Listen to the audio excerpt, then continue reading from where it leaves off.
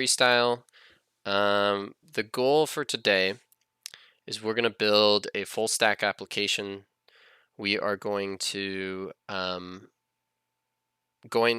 talk about planning. We're going to build a very simple application, and then we are going to build the server side first and connect it to a front end, and we'll have a full stack application. So it's kind of freestyle. Obviously, I don't really have a plan for this other than what I just said. So it should be pretty straightforward. I want you guys to ask as many questions anytime we get to something. If you have a question, just shoot it out. I think it'll be helpful for anyone that watches this. Is it okay if you guys don't want your faces on this video? Now's the time to block your faces because it has a little like blurb on the right hand side that I don't know how to get rid of. Okay, cool. All right, so I need to share my screen. That might be good. And you guys go ahead and put me on whatever screen you want. Chat, let me open. Yeah, I'm not gonna look at the chat. So if you guys have a question, just blurt it out. How do I get rid of this? Oh, there it was. Hide floating meeting controls. Cool. All right, so first and foremost, I'm gonna open up Figma to do some planning. Let me think, what should we do here? What I could do, so you asked about MERN, and what we could do is we can, so this is the link, I think I have, if I say YouTube.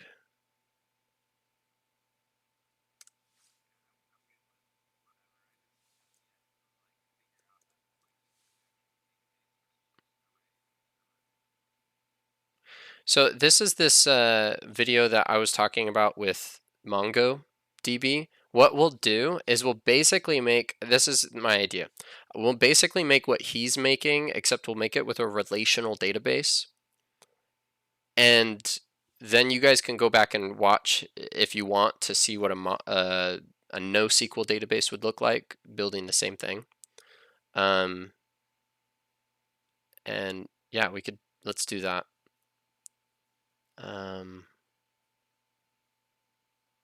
So I'm gonna make a FigJam file, component tree.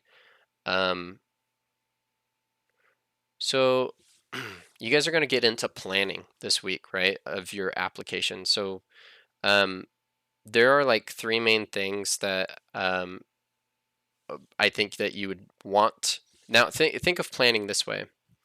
You're gonna want to, when you make a plan, you're trying to communicate to someone that I have an idea and this is what it is and this is how it will work. This might be something you are called to do in a job. If you are in charge of prototyping something, it might not be your job to design it. That's kind of the realm we're stepping into. This is like what UX UI is going to be doing for you. But maybe not all of what we're going to do, but definitely the wireframing, right, of what it will look like. So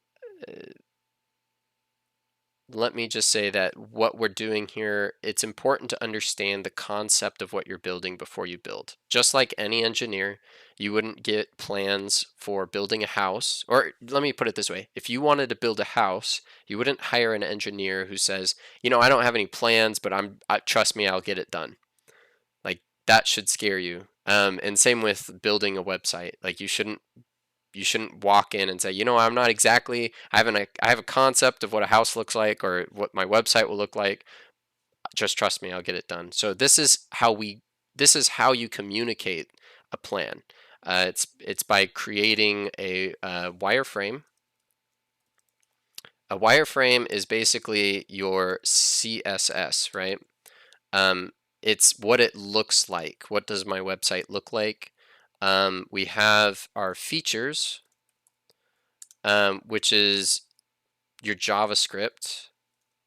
Now, obviously a wireframe is built upon HTML, but wireframe is more looks than anything. HTML is in here, obviously, and so it is in the features. But the features I think of as the interactivity. A feature is something a user can do on your website. It's their interaction. And so we need to build out what our features are. And this part is more for structural, to understand how your files are communicating to each other. We're going to be using React for our front end, and a component tree is something that it's just a tree of circles basically showing who's the parent of who, and it helps us see how our CSS works, right? Because React is a marriage between your JavaScript and your HTML, and thereby kind of your CSS as well. So it's an easy, quick view of who is the top and who is the bottom, and how does my HTML work in my application, and who's who. So what we're talking about here, I always think front end when we're talking about these things. I'm going to just build this out real fast. This is always going to be index.js. And this will always be app.js. And we will do this. How far should we go with this?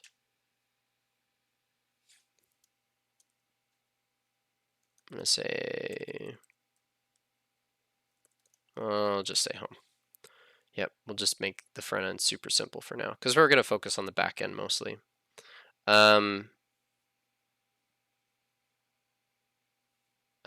For features, so this is what I like to do with my component tree and my features, is for each component, I want to say what is happening. So in my features, I'm going to say the user can type in an input box. The user can, actually this is probably more appropriately over here, can submit input box. So that's like literally what they can do, and what this is, and this is just Michael's styling. This is how I think of it. This is a sending a tweet.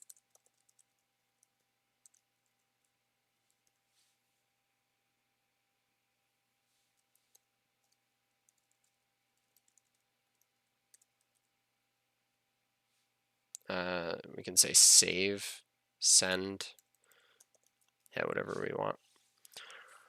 The wireframe, what this is going to look like. You can feel free to judge my beautiful lo-fi drawing skills here with a trackpad. Yeah, go for it.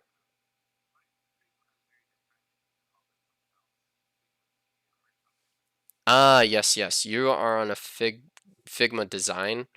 And you'll have two options here once it loads. File. This is more for what you would build prototypes or wireframes, I would say. You have an example of prototyping here. So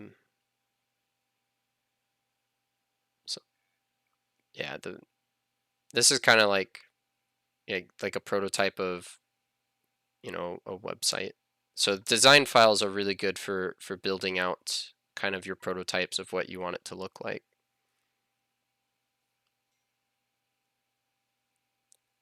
But FigJam I love because it makes it super easy to build the planning, I feel. We'll do the button.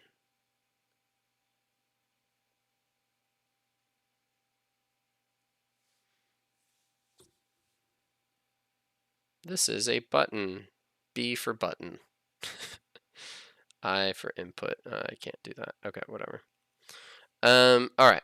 So we have like a basic, let's do this just so that we're super clear on what component I'm looking at here. Can I write a box around it? But I can do this. This is the home.js component. The entire screen is my app.js component.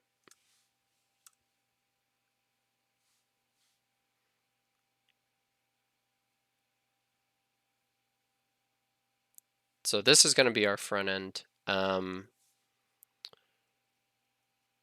So our home.js is going to store input. It will have a button that we can press, and it is going to send, or we'll say save a tweet.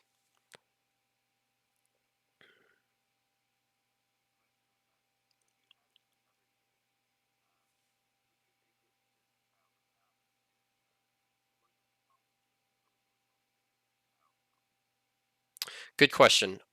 In this example you're giving me, what is it? A second page. I would make it a separate. It's a yeah. Yeah. I would probably make it a separate component like this because it's still a child of. It's going to be a child of app. I always think of it like this. Home.js is a function. If you use functional components, it's a function. If you use class-based components, it's technically a class, but it's kind of still a function. And so they're each functions, and in your return statement, you render another. That's where you put your children in the return statement of the function. So what happens is so index fires, and in its return statement, it doesn't really have one, but let's pretend. So when the return statement hits, it is going to create app. That's what makes it a child. And then app has all of its functionality, all the functions and declared variables and all that jazz. And then you have your return statement, and then I create home, and home is created. And then home is a function. And so it would make sense to put something as a child of home if it's um, if it is going to be, I would say, inside of home, right? Like if this was, let's see if I can do some good drawing here. Exactly. Exactly. So if home was like this area, and I wanted a new component down here to just increment a number, like that's shown right here, and I wanted this to be like its separate thing, this would be a child within home. Think of like divs, kind of how we build our HTML. Yeah, for sure.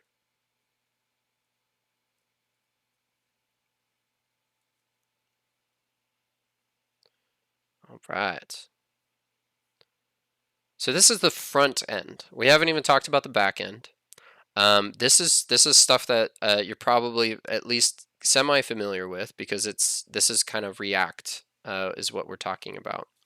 And we can build this up real fast. In fact, I'll go ahead and pull up a terminal, and we'll spin up maybe.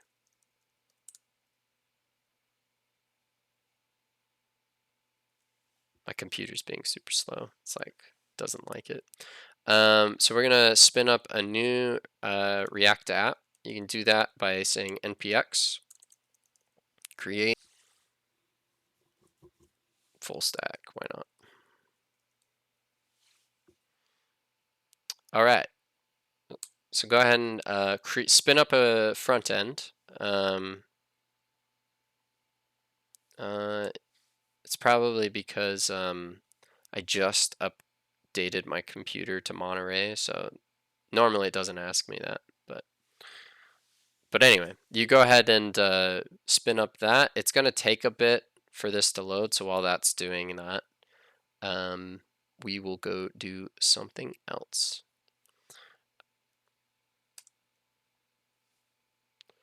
And sign into your Heroku accounts. going to create the database that we're going to be using.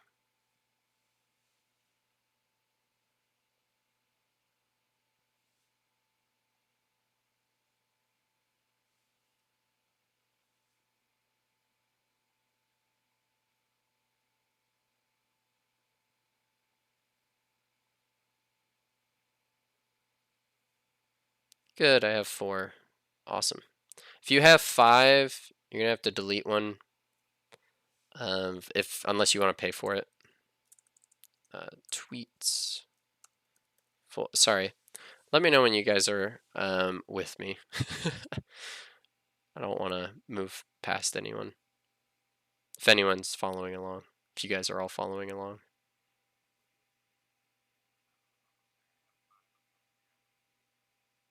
Yeah, to delete, you click on one and you click on settings. You scroll all the way down to the bottom. It's down here.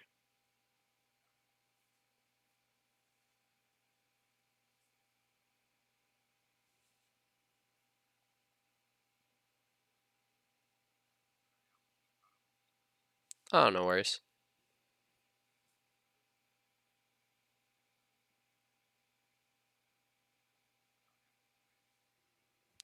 All right, create new app.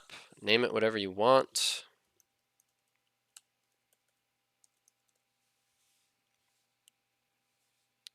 Created. Awesome. What we're going to do is we're going to click on resources. And we're going to go to the search bar that says add-ons. Type in Postgres and use the Heroku Postgres. So the great thing about Postgres is it's free, and so Heroku is a website which is going to spin up a Postgres database for you. You can download, I think, Postgres and run a database locally on your computer. You could spin one up locally. But the nice thing about having one spun up with you somewhere else is, and it's hosted, so to say, online, is you can access it and change it from an application that is live, right? And otherwise, you constantly need your computer to be running a database in order for people to communicate with that database. It's got to be live. It's got to be accessible. Any questions on what I just said? Does that make sense? Okay, awesome. So yeah, you say submit and it will spin one up for you. You can click on this Heroku Postgres and it will open up the database. So this is your actual Heroku database. It's going to take a second to load up. Now, this isn't a very friendly way to communicate. Obviously, we can't really communicate with the database this way, but we do have, if we click on our settings, there's this place called database credentials, and this is how we can connect to our database. You have kind of this, there's 3 ways to connect to it here. You have these, which are, you would use all 5 of them: host, database, user, port, password, to connect. You could also use this URI to connect, which is what we're going to do. So you can just go ahead and copy this thingy like that. And then you can use Heroku CLI as well, but we're not going to do that. Like I said, we're going to use the URI. And I personally love, you can use many different ways to connect. We're going to connect to our database through our code, but we're also going to connect to it in a GUI. We're going to go to a website called PGWeb. If you just type in PGWeb and hit enter, if my computer lets me, there we go. It's going to be this third from the bottom, most likely. It'll just say PGWeb. It's technically https pgweb-demo.herokuapp.com. So once you open that up, you see this is the standard. You can connect that way. We're going to use the URI, which is schema, shimi, and you just paste it in there. and hit connect. And here we are officially connected to our database. So we can write, now remember, Postgres is a query language, right? It's a way to communicate. I want to add, I want to edit, I want to delete or get information from a database. And so this query area here is how we can directly add things to our database. So we can build out our database with queries right now. To the left, you can see this is where the tables will go. When you run a query, you will get a response down here. If we said create table users or user parentheses, just a brief reminder about what's happening with this command. Create table is telling us that we want to create a table. We're going to name it next. Parentheses indicates that we're going to create columns. And so we could create a column called ID, and we'd call this serial primary key. And then we have, how about, let's say tweet, actually. Let's go ahead and do this. We'll do tweet. And this will be a text. I'm going to do all mine capitalized. And we'll call this, instead of user, we're going to call it tweets. Whoa, there we go. So what this will have is it will have a primary key, and then there'll be a tweet with some text in it, right? So when we run that query, we're going to have a syntax error for tweet. It's because I don't have a comma. There we go. Need your commas for each column. So now we have a table called tweets, has no records. We can actually make a record. What I'm going to show you right now, this is the beginnings of what I call a seed file. I highly recommend whenever you're building out a database, like the initial tables, that you build this. We're going to say drop table tweets and semicolon to finish that query. Then the create table, we're going to finish that query with a semicolon.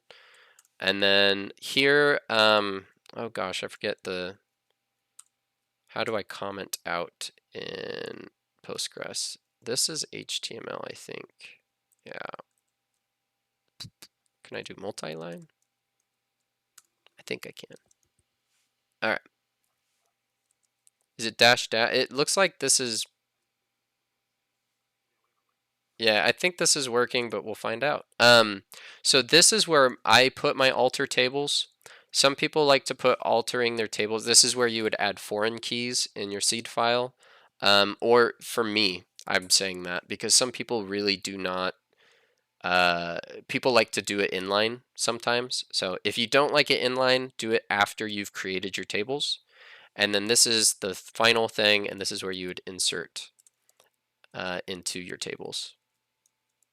Now I insert things into my tables. Again, it's insert into table, name the table, and then we put in what columns we're inserting into. You do not insert into ID. It is your primary key. It will automatically increment. If you insert into it, it will have problems. So don't do it. And then we're going to value. This is where we write our tweet. Now, this is where we also need to make sure that whenever you write in any text, it's got to be in single quotes. So we're going to say, hello world. Why not? All right. And semicolon to finish that query. Do I need values? Yeah, there we go.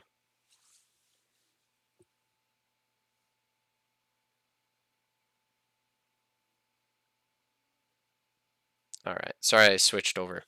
Yeah. Any questions on this?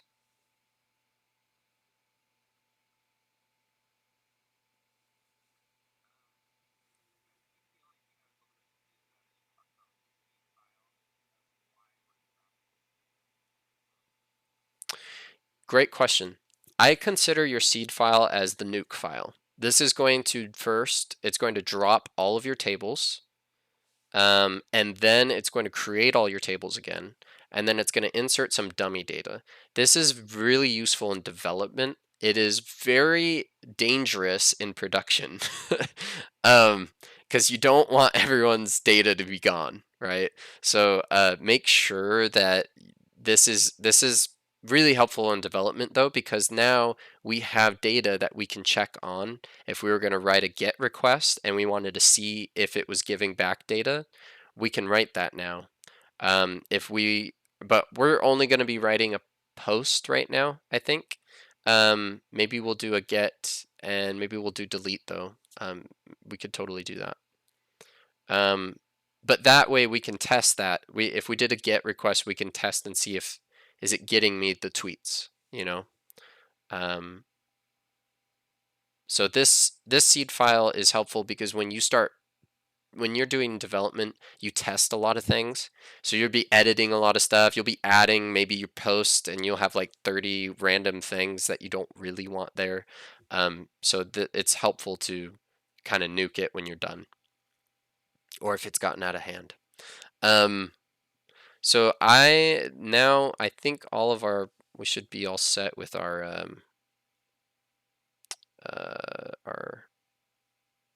yeah, our applications. So I'm going to cd into tweets full stack and code dot to pull up my VS Code.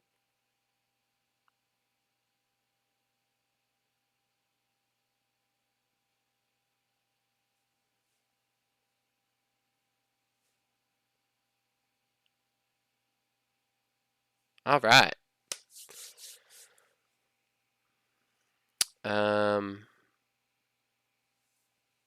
Live share. Okay, fine. Update it. All right. So this is has everyone done this before? Created a new React app, or is this new ground? Fair enough. Yeah, I honestly have never built a React app from scratch. I've always used this. I I don't really have a desire to build all this up by myself. Like I don't, yeah. But maybe some things, just some brief stuff about the public folder I want you guys to know. This is the manifest.json is when they are Googling for your website, this is what the info that they're finding on your website. You have a name, short name. These are the icons that they would show being displayed, and these are theme colors. These are the icons that they're referencing currently. You can totally put in whatever images you want. The fave icon is what you see in the tab. We'll show you exactly what I mean by tab. Maybe. This is like extremely slow right now.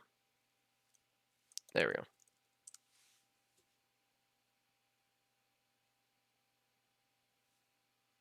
So when you run localhost, you'll have a tab in your web browser, and it's this little icon right up here. And it's going to show that, of course, that image, the little React image once it loads, if it ever loads. And then also in your, yeah, it's this little image right here in the tab. So that's the fave icon, or I don't know what they're called. Favicon? Fave icon? I don't know. Okay, so let's go ahead. We're going to need a couple of things that aren't in here already. So I'm going to go ahead and kill this real fast because I'm not going to really need that. So we're going to npm I. We're going to need Axios. We're going to need massive. We're going to use massive. We're going to need .env. And express. I think that's it. So Axios, massive, .env, and express.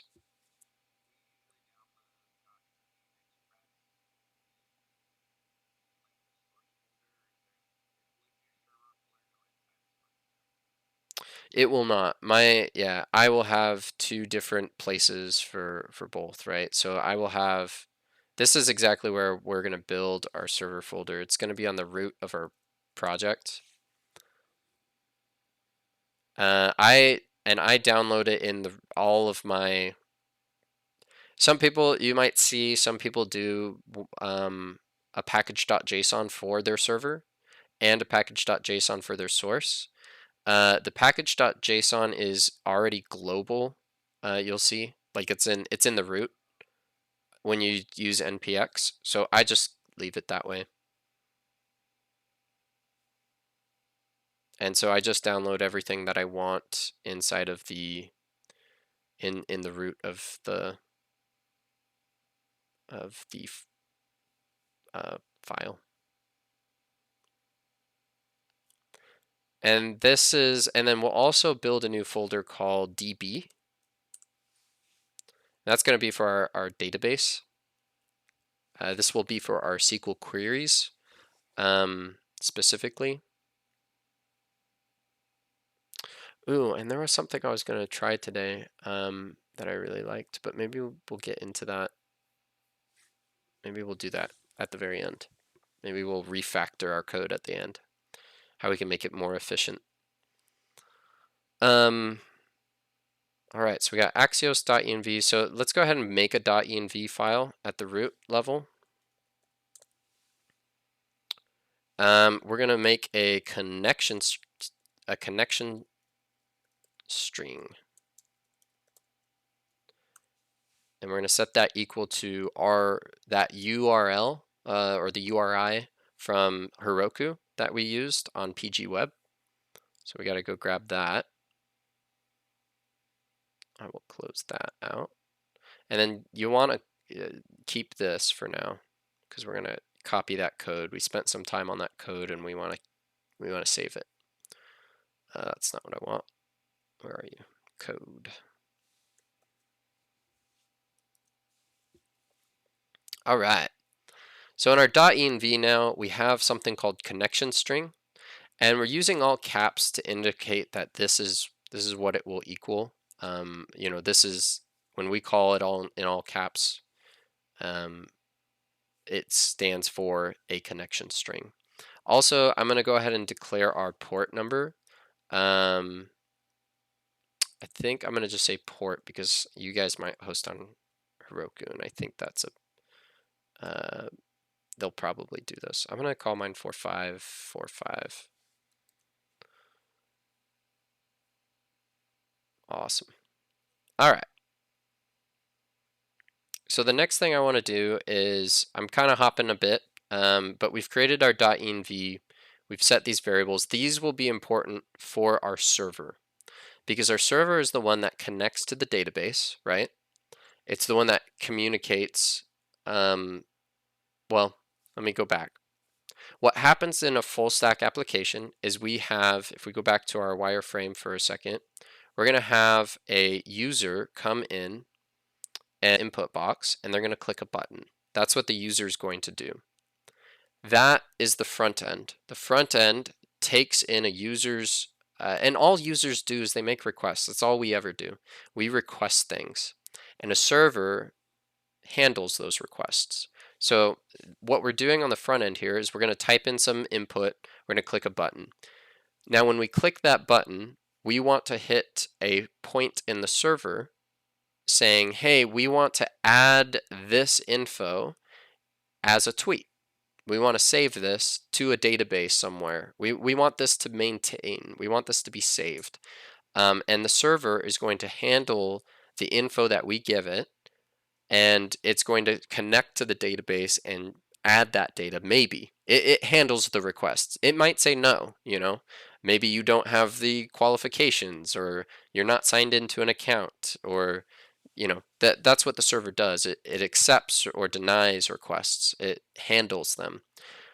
So this in this scenario, the server will take in a string of words or whatever and save it to the database, and then return to the front end status 200 or status 400, right? Like whatever is what the server is going to do.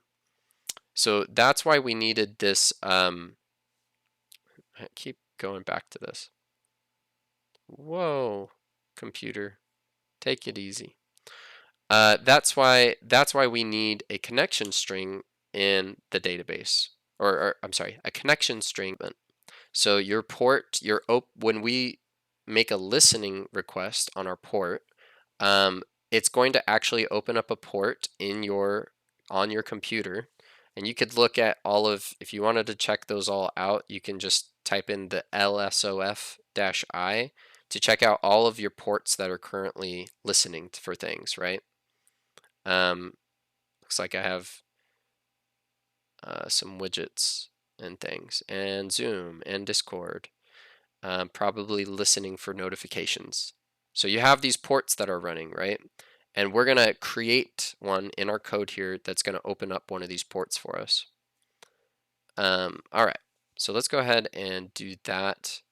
We're going to open up our server. We're going to add a new file in our server called index.js. So first, we're going to import whatever we want. Import what we need. And then we are going, we need to import Express, but that's kind of what I was thinking. I have a really aggressive autopilot or copilot coding thing that is trying to give me info. So what else do we need? Create routes.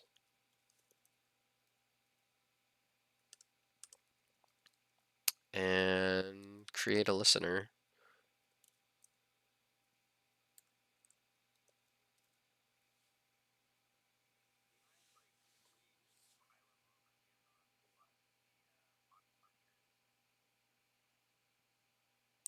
The body parser.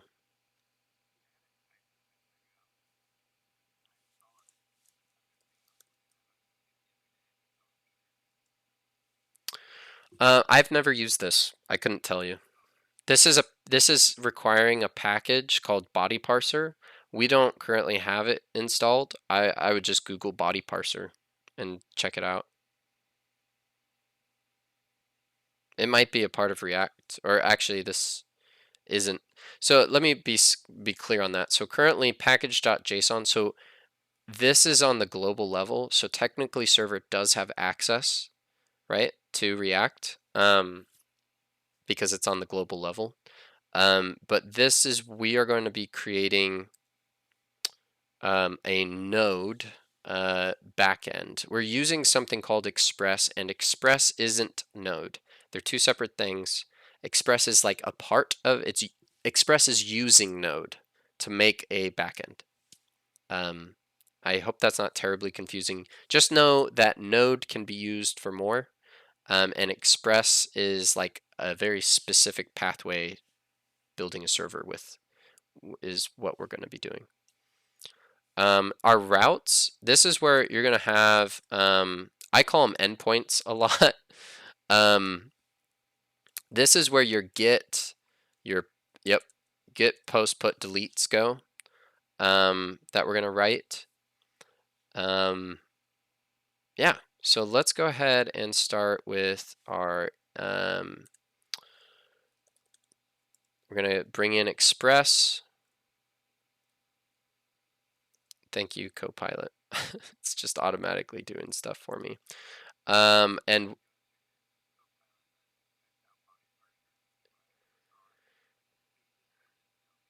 yeah, the Copilot's really aggressive. Let me think here. We want our .env.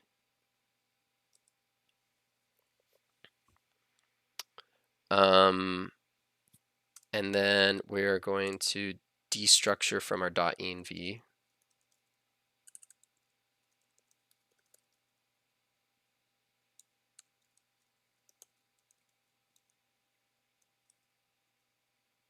Oh, that's not what I want.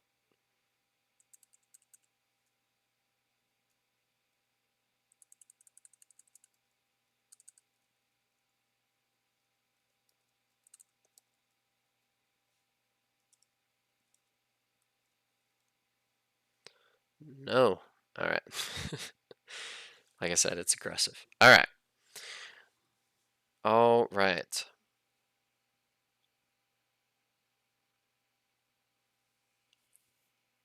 So this is kind of the things that we're going to need. .env allows us to access this this file over here, right?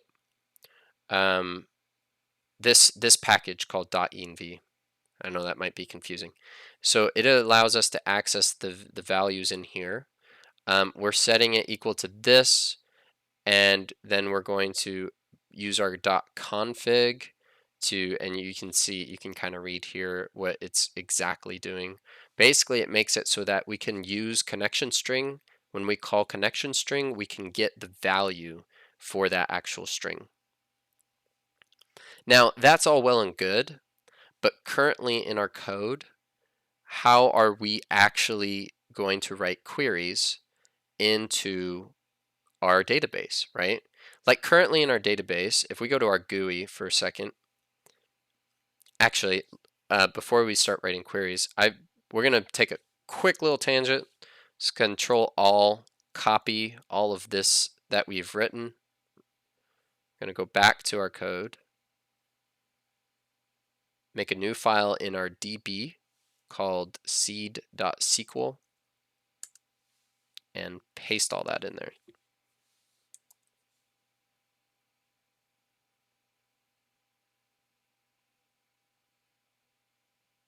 So then this is where I save our seed. You've written out code, you might as well save it. That way, like I said, this has saved me a number of times of just doing it this way at the very beginning, writing a seed file will save you time. All right, so what I was saying, we have currently a connection string which equals our actual string that we have written in our .env. But it's not writing queries, right? It's just a connection string. So if we go to our PG web, this is connected, and we could write select all from tweets, and this would give us back everything inside, like all the columns and tweets, but it's not giving us back, like, I mean, there isn't a way for us to write this query with the connection string. We need someone to translate. So that's where SQLize, PG, massive, those kinds of things come into play. They translate, they write, they help communicate a query to our database using the connection string, and then it gives it back to our code here. We need to use massive. All right. And then let's go ahead and make I mean, we can make a route, but let's go ahead and get our listener started here.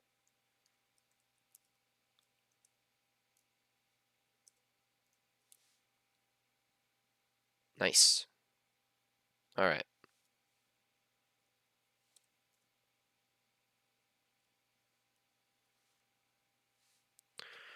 So we have, now this will tell you exactly what you need for this, right? But we need a port, and then we need to have or you don't have to have a console log, but anyway, this is one of the many ways you can do this. And then let's go ahead and get it. Oh, Nodemon. That's the other guy we need, huh? npmi Nodemon.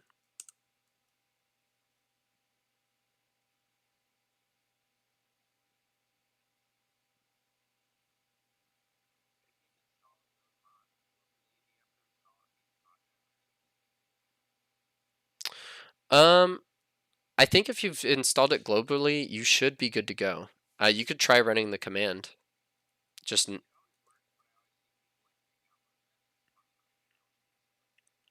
yeah, no, if you've downloaded it globally, you should be able to be good to go. Um, in fact, I think 58 vulnerabilities. Wow. I'm gonna just run this npm audit fix real fast.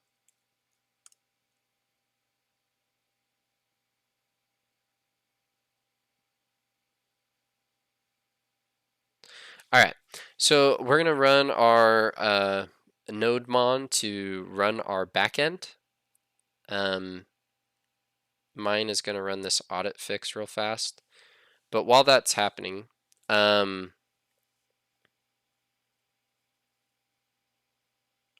whatever.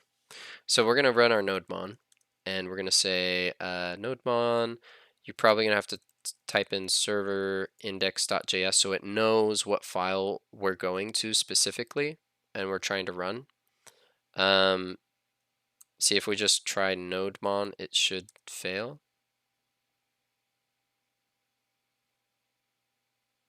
Should. Yep. Okay. It's trying. Nice. So it just ran our React app using the port that we gave it in the back end. So that's interesting. But that's not what we want. We don't want that. So let's go ahead and go back to our code here.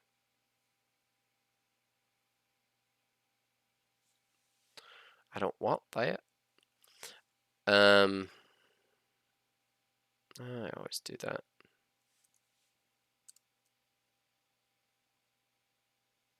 I can't remember how to go back and unsuspend. I'm so used to Control Z, so I do it too much. But yeah, if we say nodemon server index.js, that should, oh, that's a problem. Port undefined. Is that because I am currently running something? No. Yeah, that might be. Hmm.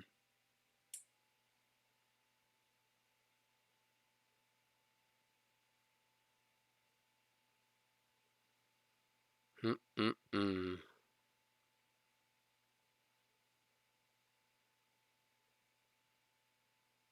Well, I can double check. The first thing that I want to do with this is check if, wait a second, what are we doing here? Do I need to,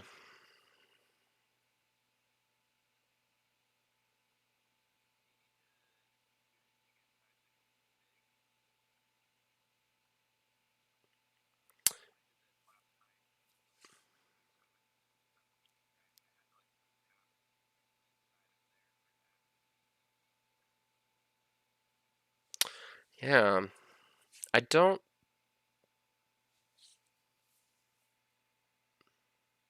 I don't remember off the top of my head.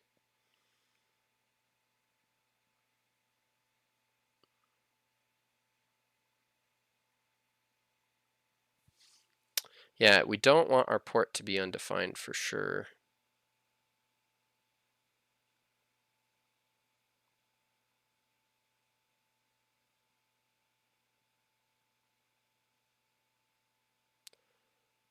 Am I?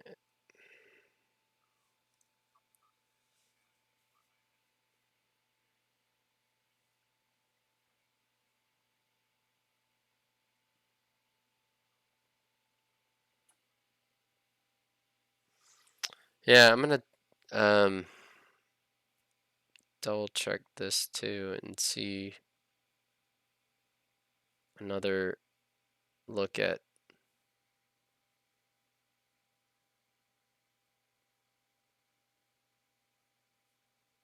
another backend here. Oh,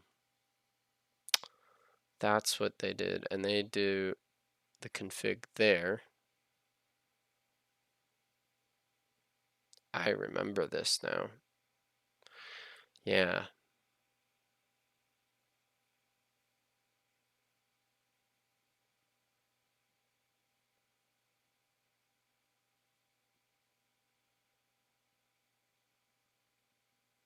Hmm.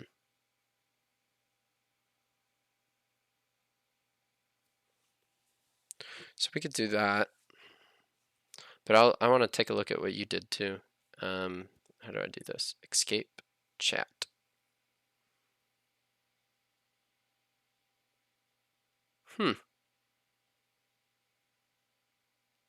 Path, join. Nice.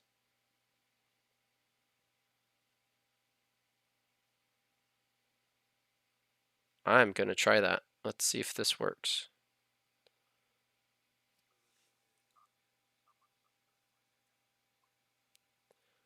Well, if it doesn't work, we can just try this other way that I have from another backend. Let me think. Let's see, what is it? I think it was just I'm gonna get rid of this. Okay. Yep. .config.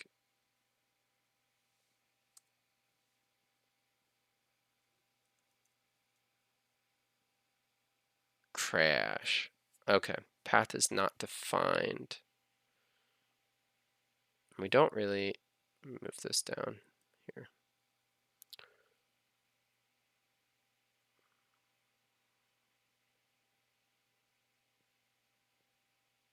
And it might be because it's on the wrong level. Let's try that.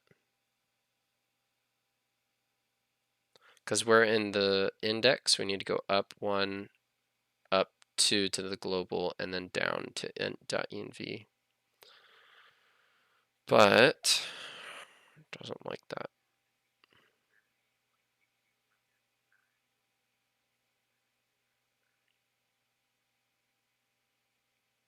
Gotcha. Yeah, I'm not. I haven't really messed with dir name a whole lot.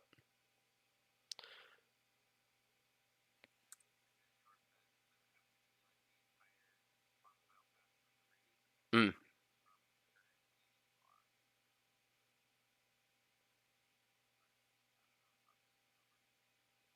Well, let's try this. We're gonna get rid of that. Not that. We're gonna get rid of the const.env equals. We're just gonna do .config here. Invoked. And then instead of this, we will do process.env.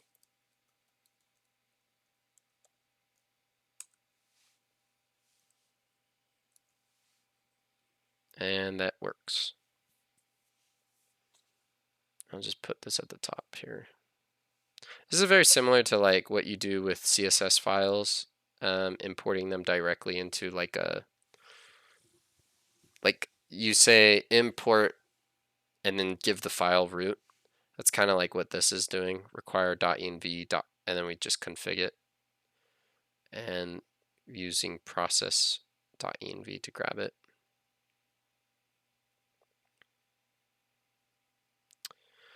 Okay. All right, so we got that working. Our backend is working. It is listening for things. It's listening for someone trying to hit an endpoint. Currently we don't, or see, I said endpoint. It's listening for a get, a post, a put, delete, right? Currently we don't have any, so we will make one. Let's go ahead and do like app.post because we're gonna add a tweet, right? Is what our app is going to do. This is how I always think about writing a backend. I grab all of my features from our example here. We have that I will write an endpoint for that. right? Because a feature is something a user can do on my website. Usually that means it's going to have to do something with the backend. But really, it's anytime that it needs something, right? Anytime the user needs anything, it's a backend thing. So my users need to get all of the tweets, or they need to add a tweet, or they can edit a tweet, or they can, usually that's button clicking and typing, and that's interaction with my website. So writing out all those features, and then you can just write comments for all the endpoints that you need to make. So we're gonna save a tweet, which is a post, right, to add to our database. So first part of the argument is the route, and I'm gonna say API because. So I'm gonna say heck, let's just say API. Yeah, we'll just say tweets. There isn't a whole lot going on here, but okay, so API tweets, and you see here it already is telling me that I need a handler, right? This is the function that will run, and I'm going to write it inline here, and then later we can come back and refactor to make it maybe a little cleaner. But we'll write the function right here, and this is going to be an asynchronous function, and we're going to have our rec. It's going to be a anonymous arrow function, and this got rid of my curl or my brace there. There we go. So this is a asynchronous function that's going to fire. It's going to take in a request and spit out a response, and it's going to do something nice. That is aggressive. I don't. Yeah. Yeah, pretty much. We're not going to build it out this way. There are parts of this that I want, but we're not going to build all of this. We're going to do, so there's a few things that can come from the backend. Go away. There are a few things that we can grab from this. This is a backend, and it's waiting for the line of text coming from the front end, right? And we are going to save that line of text to our database. That's what we want to do. So I'm going to write that out here. I want to, first and foremost, I need to connect to our database. The second thing I need to do is I need to, that's exactly right. I need to get the data from the front end. We need to get, so the front end's giving us data, we need to grab that data. Now I want you to pay attention. The request is an object, and you can see here we're using dot notation to dig into that object to grab what's called the body. So rec.body. And then there's also, sometimes there's something called the params, and you can grab it from the URL. That's rec.params. You can pass stuff that way as well.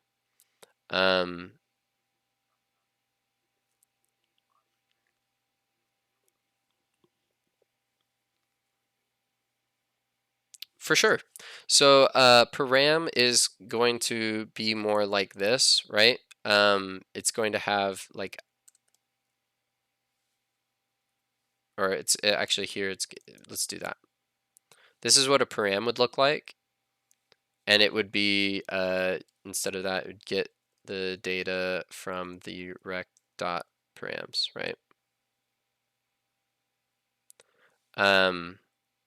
And this would have to be passed. Basically, what we're saying is we're expecting it to hit this, and then I'll show an example of both actually. Yeah, we'll show an example of both.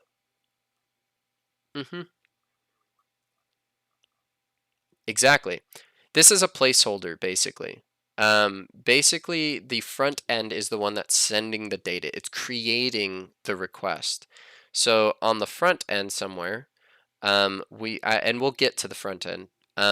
Maybe it'd be best to say for now, I will explain, maybe this will tie it, but just put a footnote in your head that, hey, we're going to touch on how we actually create this on the front end. We'll touch on that a bit later when we get back, circle back to the front end to connect it to hitting this.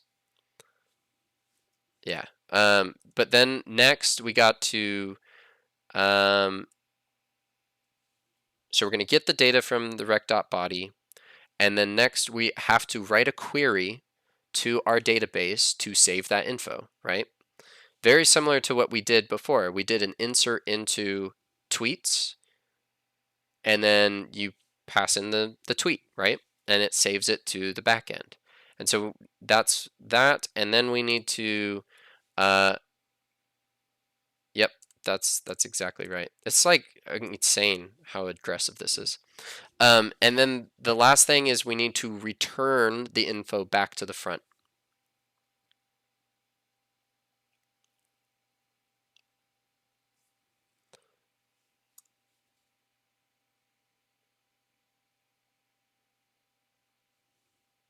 I'm just curious if that works.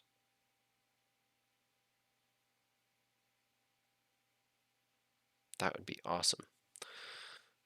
And this would be, I want to be clear here, the what you put in here, when we build the backend first, what this is saying, maybe you haven't seen this kind of syntax before, but what this is saying is rec.body, so I'm going to show this like this. We have const rec is equal to an object, which has body, which has an object, which has, we're going to call this tweet, which has I'm a tweet. So this, if I typed this, what this is saying, and let me save this, maybe it will look a bit better. Wish it would look a bit better. Bring all this out for you guys so it's a little more understandable looking. All right, so we have the rec object, and we dig into a property called body, which is also an object, and then we dig into it for something called tweet. Normally you would see this in dot notation like this, right? The rec dot body dot tweet, right? This would be equal to I'm a tweet.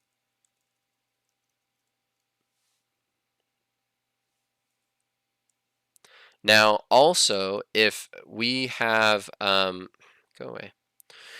Also, if we have it destructured like this, if I call tweet somewhere, tweet is now equal to I'm a tweet.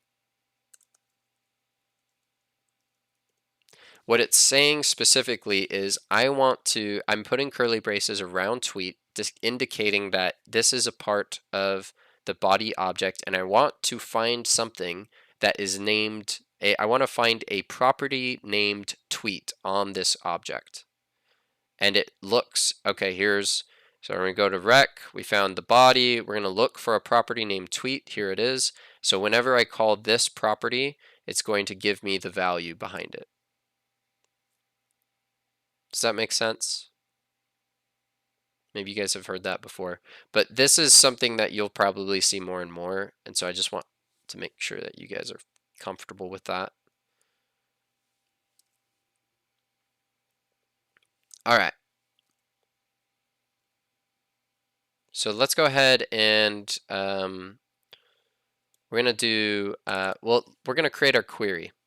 Let's create a query first, and we're gonna call this add tweet.sql.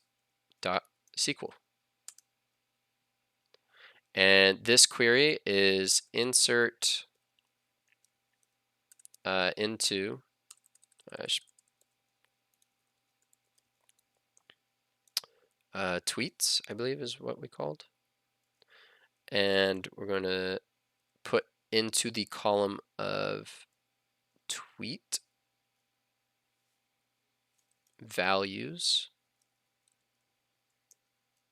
Now the $1 is indicating that we are going to be using a variable. We don't want to hard code this tweet, obviously, for this function because this is going to be used by many people. And if we hard coded it, then only one tweet will ever be done. All right. So now we're going to save the data to the database by saying, we're going to set it to a variable. Let's do that. Let's do add tweet. And so what we're going to do, oh my gosh, so rude. We're going to await, and we're going to do db dot add tweet invoked, and we're going to put in the tweet.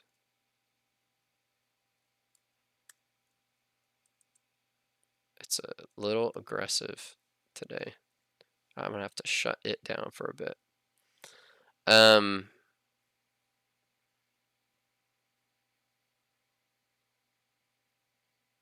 Cool.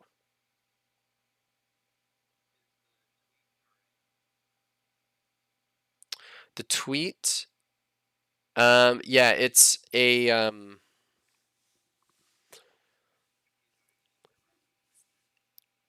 yeah, the reason we use square brackets is kind of a mystery to me. I think it's more of a massive thing. The massive expects it to be an array.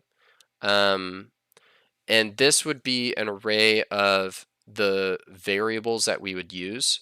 So you know how we have $1? If we had $2, it would be this value, and then $3 would be this, and so on and so forth. And so I think it's just something that massive requires it to be in the array so it knows which one to use for what.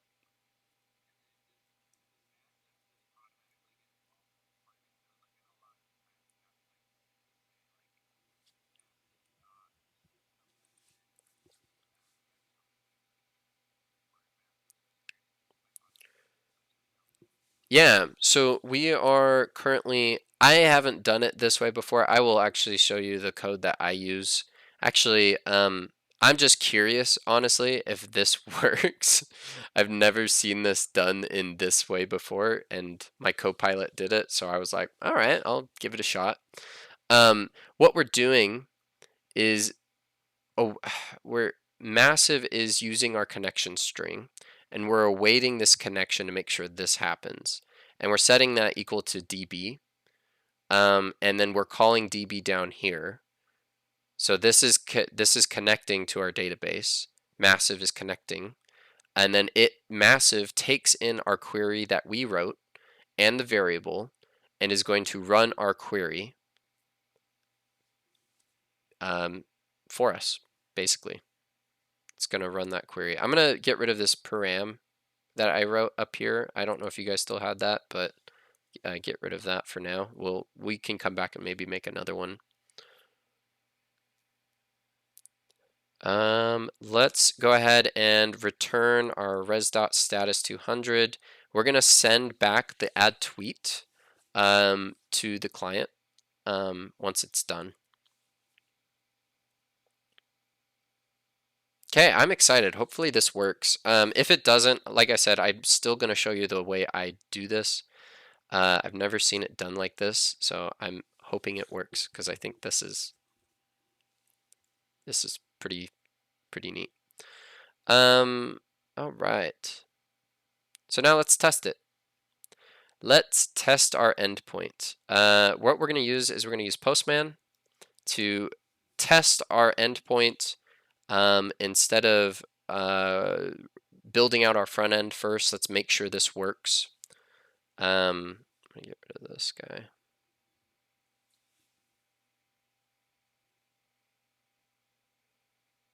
Good old Postman.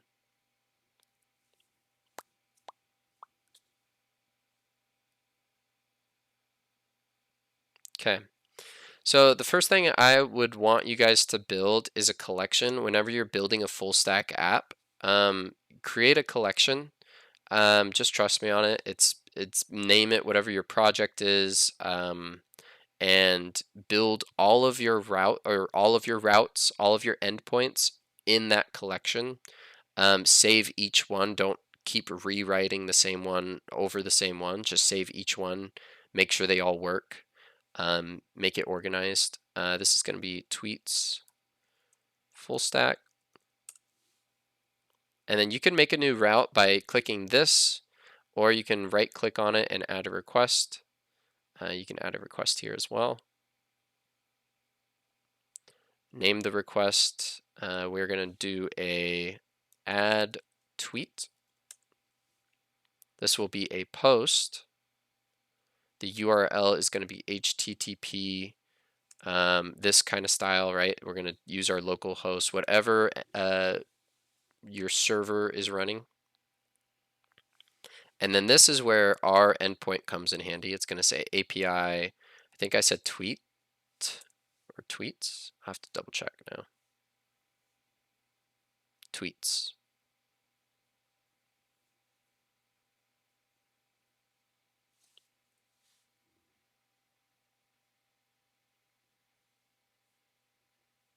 All right. Now, what we're also expecting with this is we're expecting there to be something being sent on the body. So we're going to go to the body section here. There we go. Okay. So we're going to go, we're going to click on body. We're going to say we want some raw info here. Let me open this up. So we're going to select raw. Then we're going to go to our this where it says text, and we're going to change this to JSON. Now JSON's the double quotes. We're going to send it in an object, like I explained earlier. This is rec.body dot something, right? And we're going to say this is going to be tweets, I believe. Okay, now I got to double check because we wrote this in our code. Specifically, we are expecting tweet. It's got to be tweet. The endpoint is expecting something named tweet on the rec.body. So we have to make sure we say tweet. Okay, and because this is JSON, it needs to be in double quotes. And then we will write in also in double quotes because it's JSON, the text. Our first real tweet.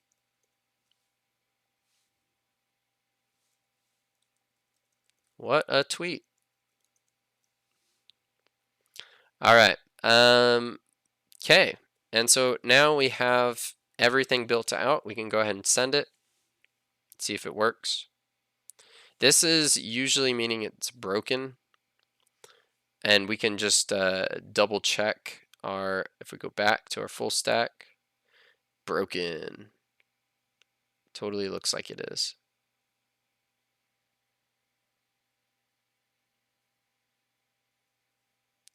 Yeah, it looks like it's having a problem with the way that we connected to massive, which is kind of expected. Like I said, I've never seen this one-liner before, so let's do it right.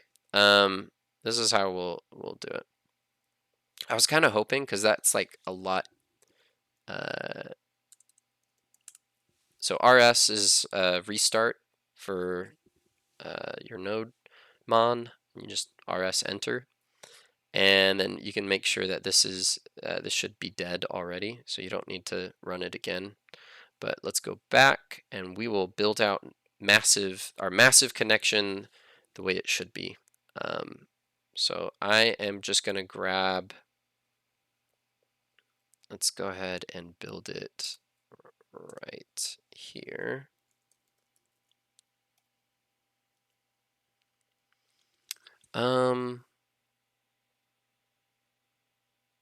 Let me grab it because I always forget the specific syntax massive has.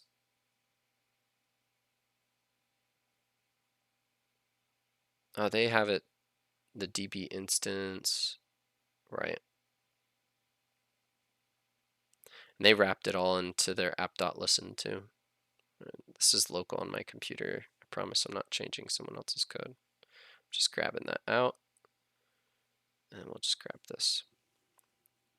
I always forget all of these words that I need to use. And this is kind of the SSL error we were seeing in the code as well. It was like, hey, you don't have this. So this is the piece that we need to connect it. So we are calling in the massive element. We have a connection string, which is the URI. The SSL, honestly, I forget what that is exactly, or what the reject authorized does. I do know that your app.set is a route. And so when we say DB, and we, no, go away, go away. When we say DB, we can say app.get, and we can actually grab our DB route that we built out in our massive connection. Because we're setting it here. This is like a route, right?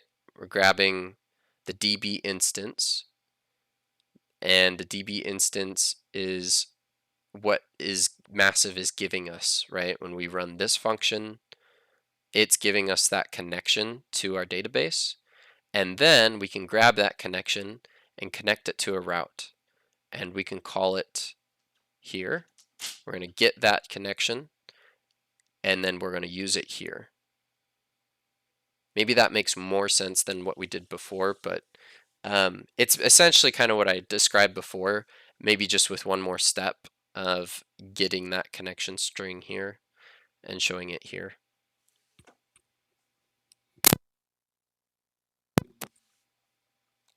Absolutely. Yeah, and I'll also, I'll just paste it in the chat too for you guys.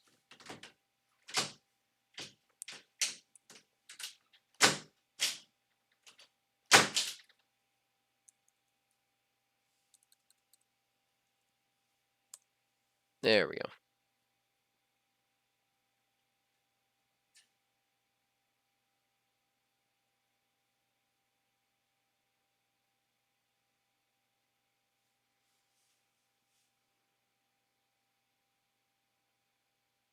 All right, now we should be connected. And you can see that you're connected because we're console logging it as well. So you should see it also in your terminal.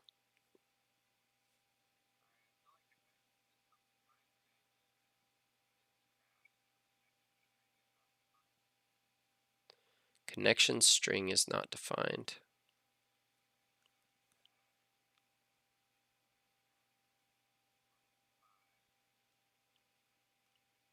Check the spelling of your .env.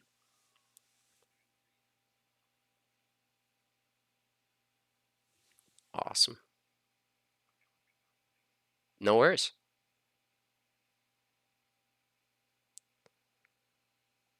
All right.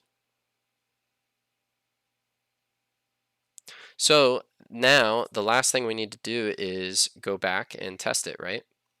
Now that we really have it connected, we should be able to hit send and break it again, it looks like. All right, go back to our code here, seeing what it gives us. What exactly, what's the problem here? Cannot destructure tweet of rec.body as it is undefined.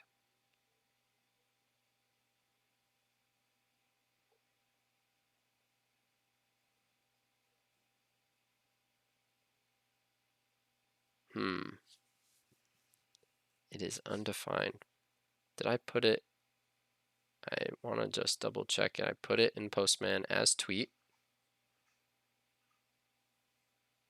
And I said tweets at the endpoint.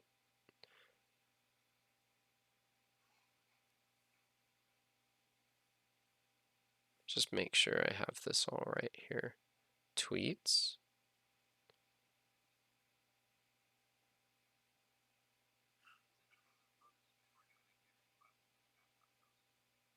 I think I changed it to a post. Where I have.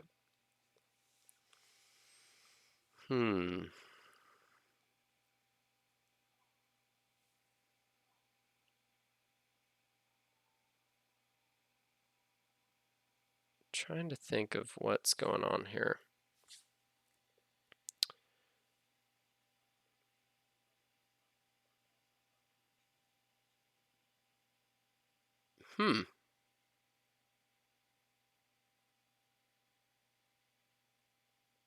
Okay.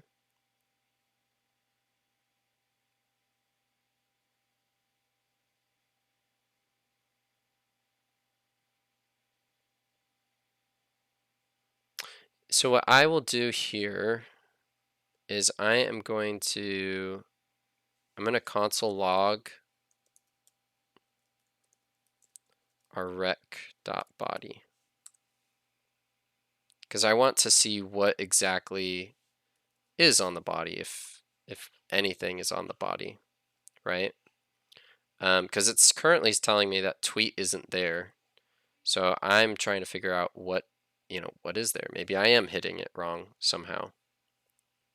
So when we hit send, that's going to run this request, and in my terminal here, if I go to the top, all right, so our rec.body is undefined.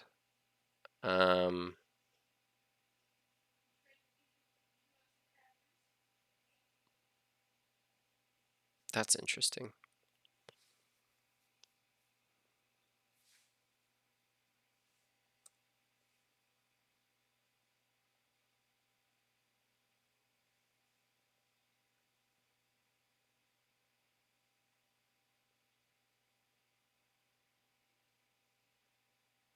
Why is our rec.body not defined? Maybe I'll just try request. Maybe our request isn't being defined at all.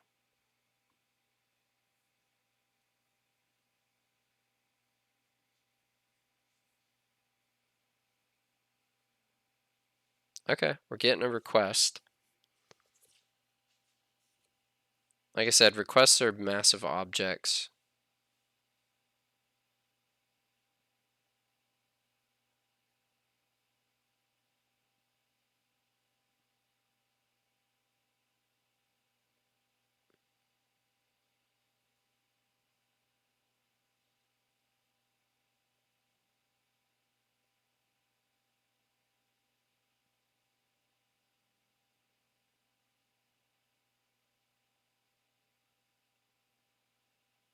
Kind of go down to the bottom here. Got our headers.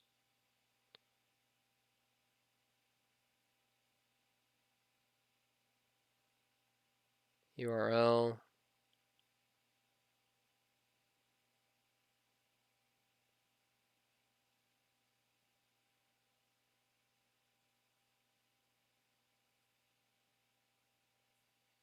Grab this here.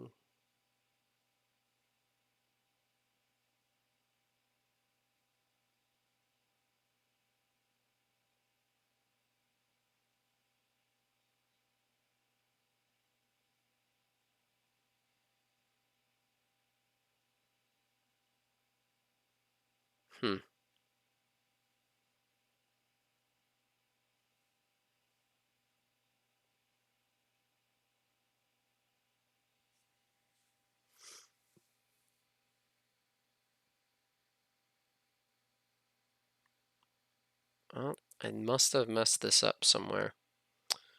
Why are we...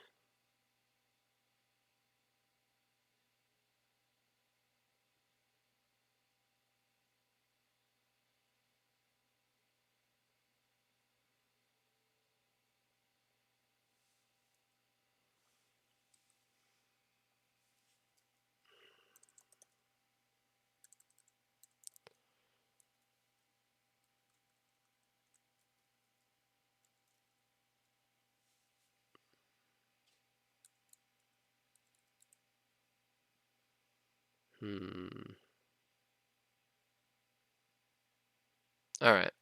I'm not exactly sure what's going on here.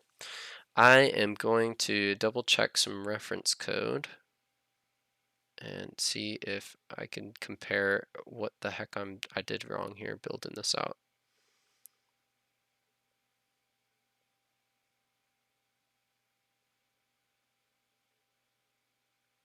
I didn't use this middleware, but that's kind of what I was thinking.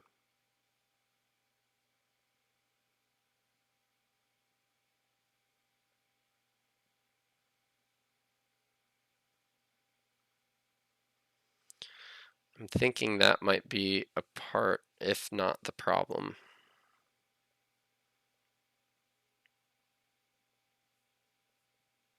I remember someone telling me one time that you can't build a server without this, but specifically, I don't think you can build a relational database using Postgres and massive the way we are without this, but maybe.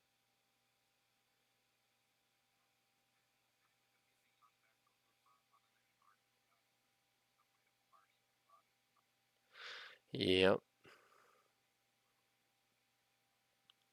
Yeah, and it looks like that fixed it. We're getting a status 200. Yeah, it's this app.use. We're going to use Express and we're going to parse it using JSON, right? It's only going to parse middleware that only parses JSON and only looks at requests where the content type header matches the type option.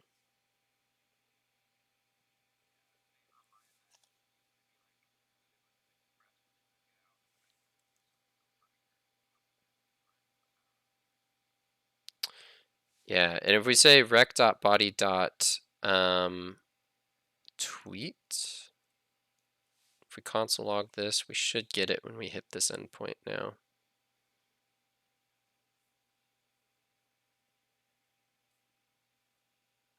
There it is.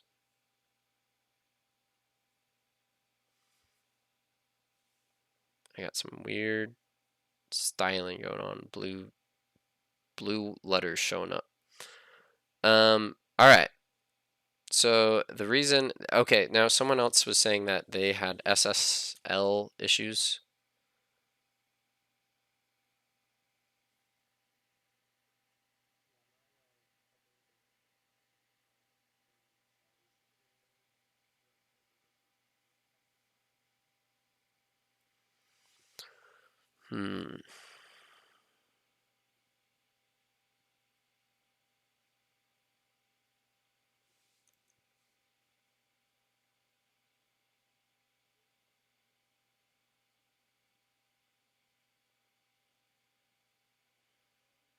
The server does not support SSL connections. Whose server could we be talking about, maybe?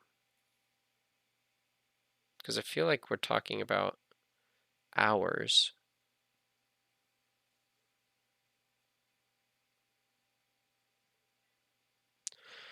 Yeah, because we're running a does it give a reference of like where the server isn't allowing?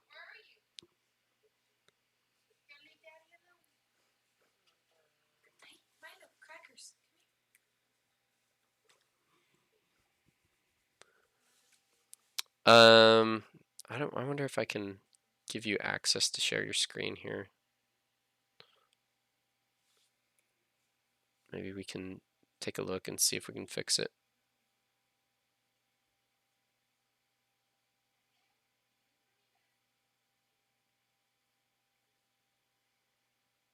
Can you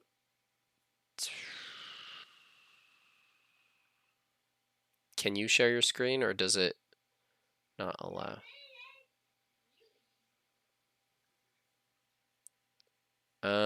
Let me stop sharing. How about now?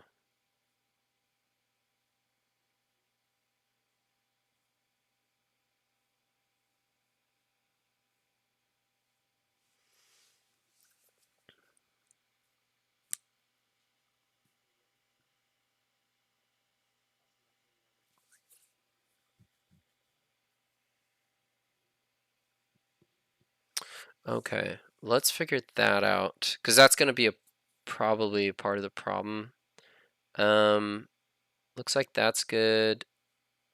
Scroll up to the very top. Let's look at the import process.env requiring config. Awesome. And then let's go to your .env.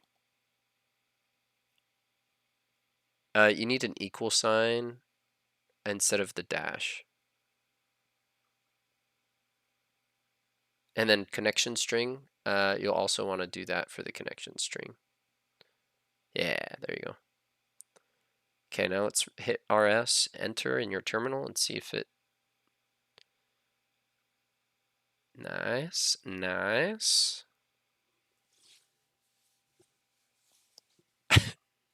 It's fine. It happens to everyone. All right, now let's try it and see if it. Yeah, let's see if it works.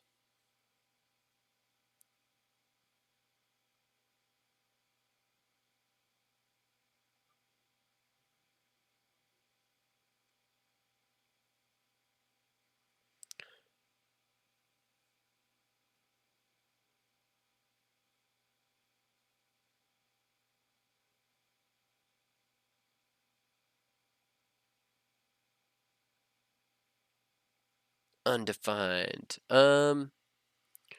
Rec.body.tweet. And make sure in your Postman that you're actually writing tweet in the object that you, in the raw JSON that you wrote out. Make sure it says tweet. Okay.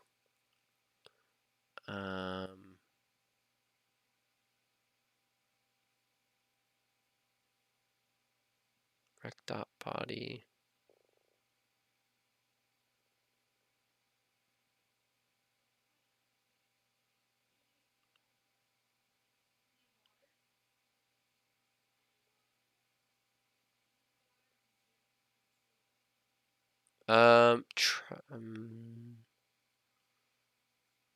Try checking on tweet. If you just write console or move your console .log up one, I mean that should still hit. Yeah, it should still hit. I'm just wondering if for some reason the rec.body isn't allowing you to access it twice. After it's been defined to something. I don't think that would be it. I'd be like pretty surprised if that was it. Yeah, it's still undefined. All right. Could you show your Postman for a second? Just want to double check.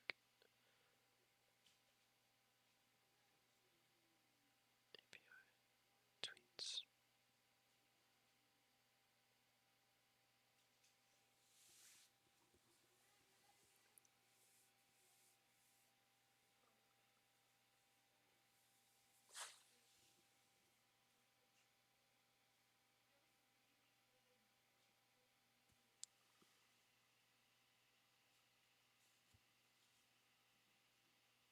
Okay, raw. Change it from text to JSON. You see it right next to GraphQL.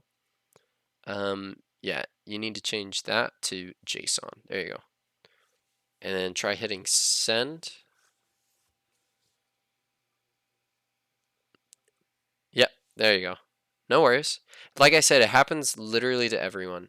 And honestly, it's like those things that are like the perfect things to catch on like a video when you're walking people through because it's the things that stop people through a video and they're like, why isn't this working? So these are like the perfect things to catch. Yeah, little things break code and will make you mad for hours. All right. So now let's all we were console logging. I was just showing you that this is an object like we were showing before. We know what tweet is. We can double check what add tweet is at the end, but you actually are already seeing it in Postman. Postman shows you that it's an empty array, right? It's giving you back. So let's go ahead and check our database with our GUI, PG Web. And it's been a while, so it may want you to reconnect. And there's a connect button right here. Yep, it's already, it's a little down. Let's see if I can, all of yours are probably on the same page, but mine, you must rejoin the others, PG Web. Okay. All right, so we got to go grab our database string or to connect. You should see that you have sent it maybe once or twice. You're actually hitting the endpoint. Whenever you run Postman, you are sending a tweet. So it is working exactly as we want. We are sending back a string, and that string is being sent into our function, our endpoint, and our endpoint is handling that by adding it to our database with a query.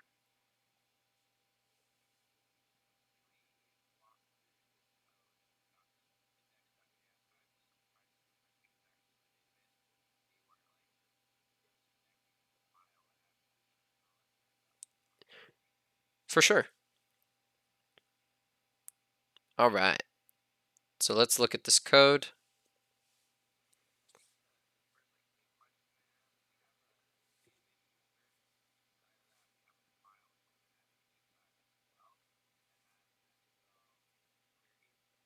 Mm-hmm.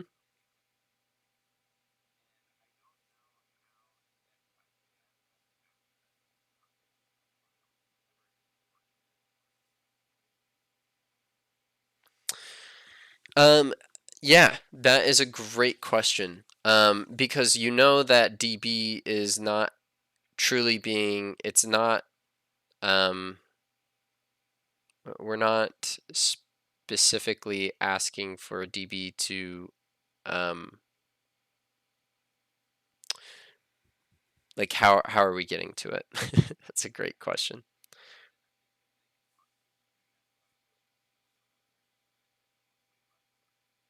Yep. I still haven't figured that out, to be honest. I'm not quite sure how it works. I just know that when we are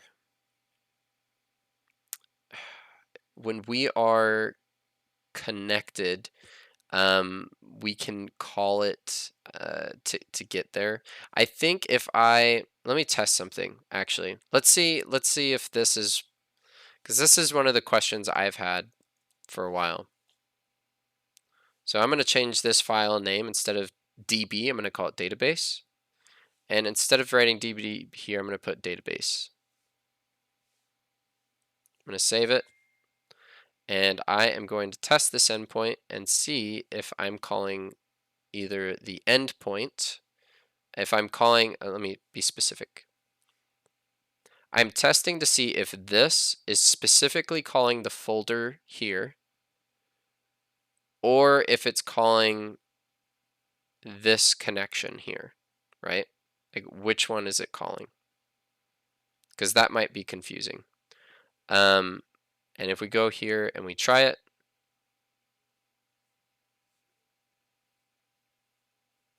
and let me open up my code, it breaks. Database is not defined. Which brings us back to what you were saying, is like how in the heck is add tweet defined, but we're not even talking to the folder.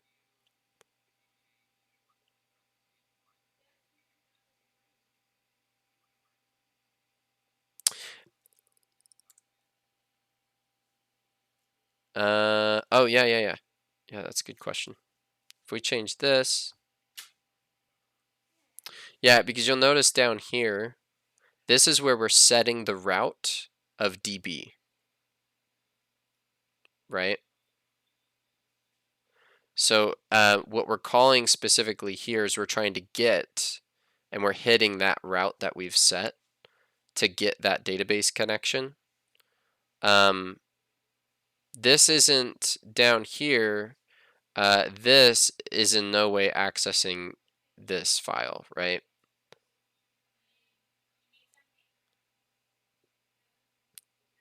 Like this is just a string. It's very similar to our route here. This is just a string. It's not a file or anything. And then we have a thing here, a function in the second parameter. It's kind of the same thing here.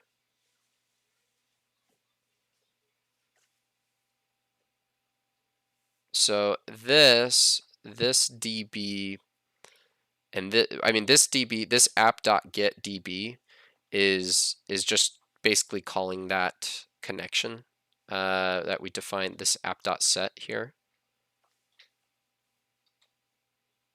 It's grabbing the DB instance, which the DB instance is coming from this function here.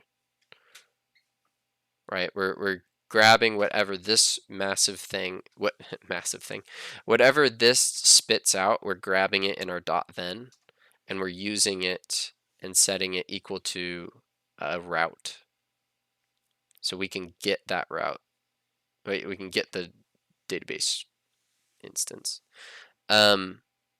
So again, that comes back to the problem before, which is why in the heck can our function add tweet be get, like why can we get that?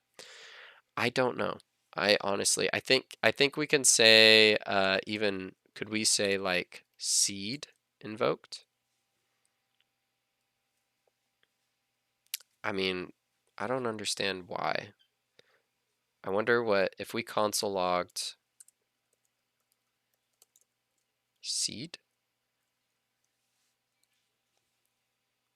I wonder if it would give us it in the console. I'm gonna hit the endpoint here. Broke it. Probably at the seed. Oh, db.addTweet is not a function. I do need to change it back to db.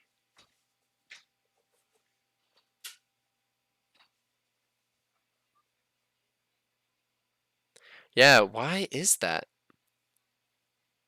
I wonder, I am curious. Let's just, I'm gonna make everything database here. I'm gonna make this database. I mean, logically, yeah, logically, this is the same thing that we just did, right?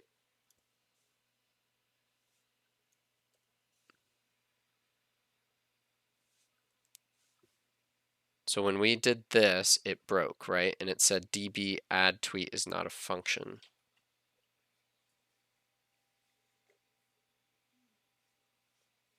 So for some reason, is this doing two things?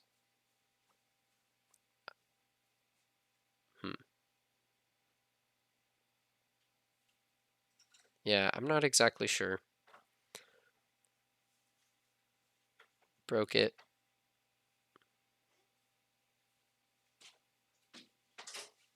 Like, I feel like it makes sense. It's always made sense to me. I'll also share another thing. If you put a file, a folder inside of here, and you called it or let's say tweets. I'll do lowercase tweets. And I put add tweet in there. I'm gonna move it. I would have to say db.tweets.addTweets. Add tweet.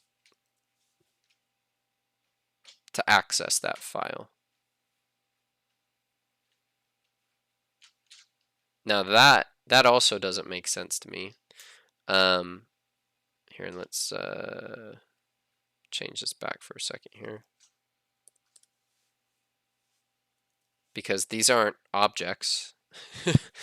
But now if we hit that, it's still broken for some reason. Let's see here, unhandled seed is not defined. Oh.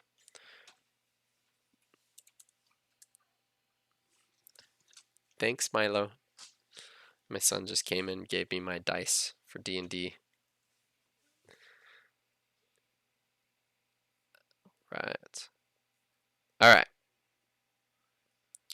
I'm a dungeon master, so I haven't played in about a year because I've been running a campaign.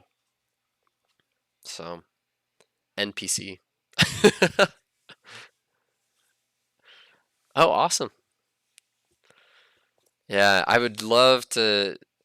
I'd love to have more, but we do it online, and we just picked up a fourth, and I don't want to do more than four on like over the phone, basically. Discord. If I had a tabletop game going though, and we were all in person, I would totally invite you. I think that makes like six is perfect. 5 or 6.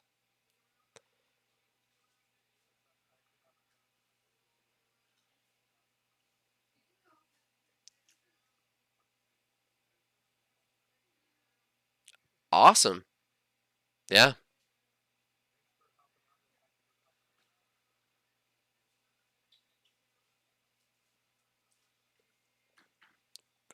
Yeah, for sure. I'll put on YouTube like the rest of it, which is we're just gonna build out the front end piece, which is pretty simple.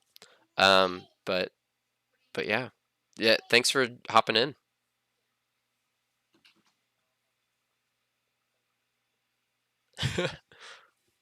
See ya. All right. So like I said, we got the back end. We've tested it. It functions. And that's the beauty of working server side first, is you can write out all of your routes and then test them and make sure that they work. We haven't even written. We have not wrote or written our front end yet. But we are going to right now because we've tested it and we can do that. I am a huge advocate of doing server side first and then going to the front end and connecting the dots. So this is all done. It works. It functions. So let's go to our front end. We can just close out all of this stuff because we're not going to need it. That's the server. We are done. When it comes to the testing of my front end, I do want to leave my back end running so that the front end can hit the back end, right? But I don't need to look at the code for my server anymore because it functions. I know that if I do everything on the front end correctly, then the back end works, right? That's the beauty of working server side first, is it's like everything functions. We can leave it alone now. We don't need to mess with anything. The front end now has the responsibility of sending it back correctly. So that's yeah. So first and foremost, let's open up app.js and get rid of all this junk that it gave us. We don't need that. I'm gonna make a new folder called components out of habit and make a file called whatever I called it in my wireframing. So I can't remember. Home.js, that's right. All right. New file. Capital H for component. Okay, and I'm just going to use a function.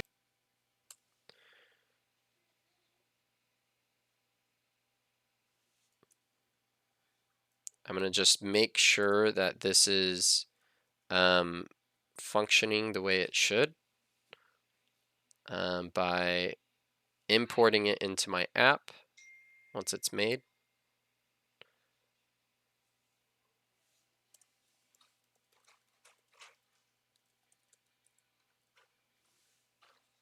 And I'm going to get rid of line 1 because I'm not using the logo that they gave me. Okay, and I'm going to actually put this in a fragment so I don't have another div.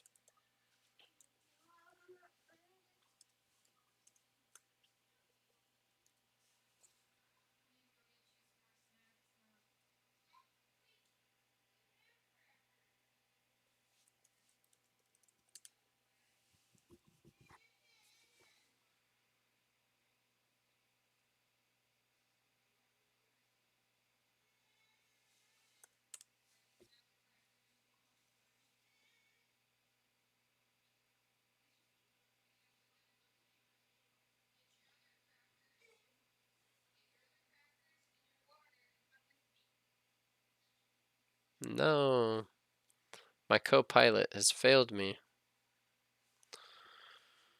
This is not. I absolutely need to go. Actually, I need to go up a level to. Wait, I'm in app. Yeah, I gotta go through components. That's right. Yes. There we go. Make sure that works. Refresh. It works. We got home showing up. So we will. Yeah. Yeah, if you followed me, I led you astray.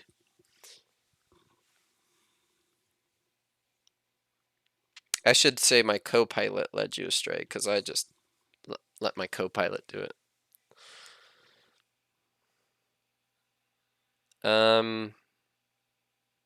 Okay, so it works. Home is being displayed inside of app. So now we don't need app.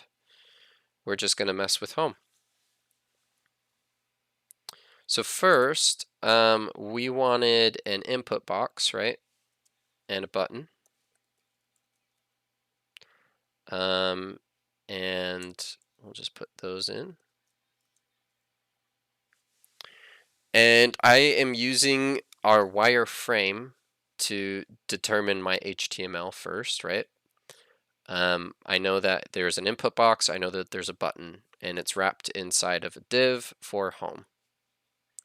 Let's say save tweet maybe for the button, and the input box is just an input box right now. We could make this self-closing if we want.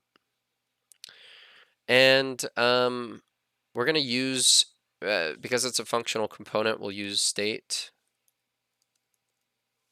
to save info here.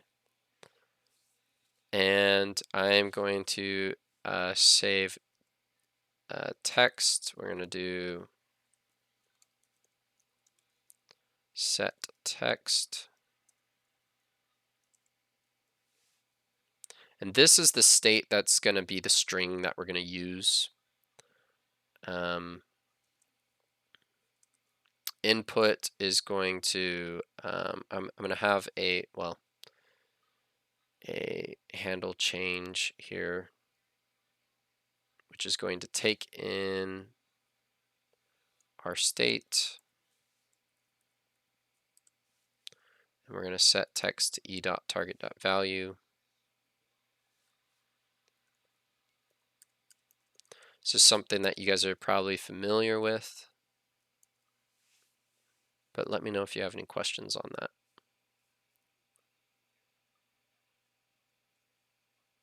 Awesome.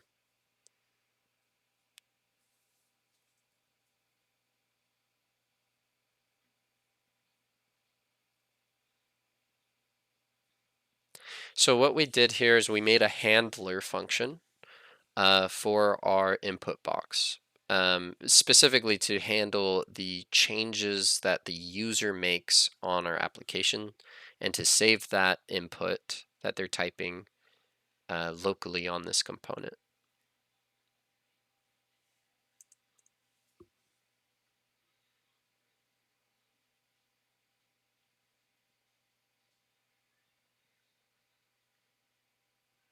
Okay, so let me know when you guys are with me.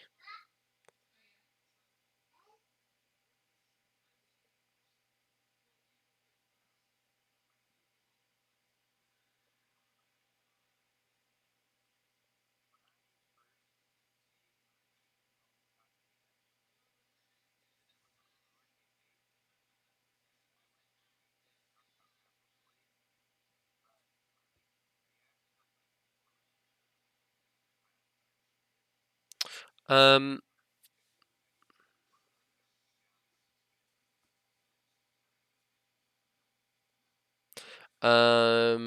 so this file is now capitalized, right?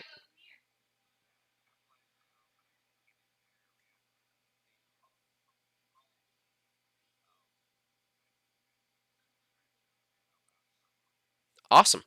Well done. That's a huge win. Yeah, that's a good example of what rubber ducking is when you start talking about your code out loud and you fix the problem as you're talking about it. So that's kudos. That's awesome.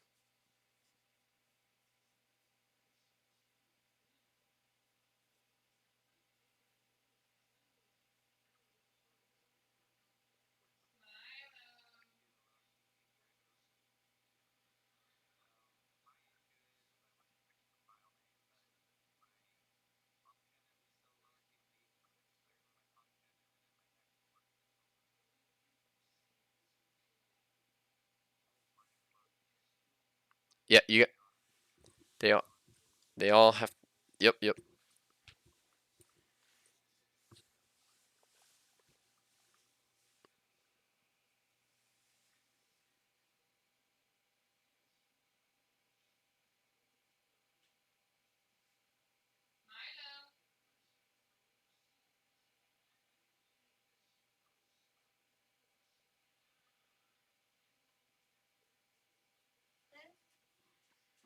Hey, bud.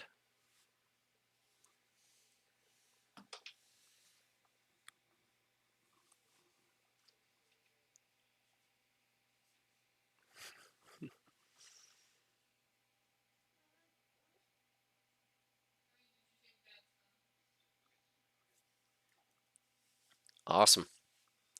All right. So we have, and we could test this.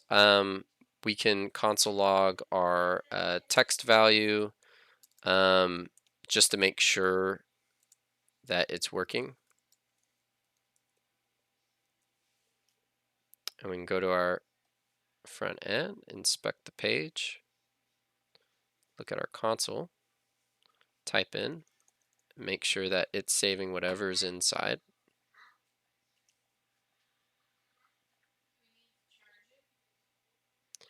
And it is. So it is working.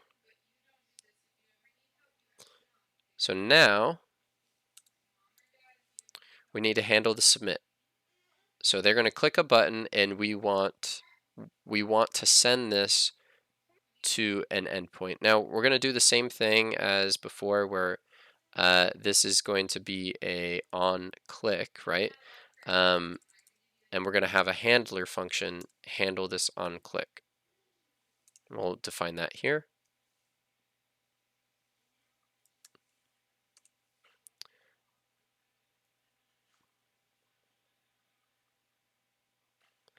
So what we're going to need to do is we need to import Axios in order to utilize that package. We don't need this ePrevent default.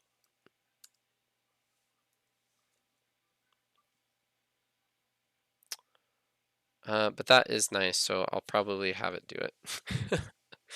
um, thank you, autopilot. Now we don't. Yeah. Yep.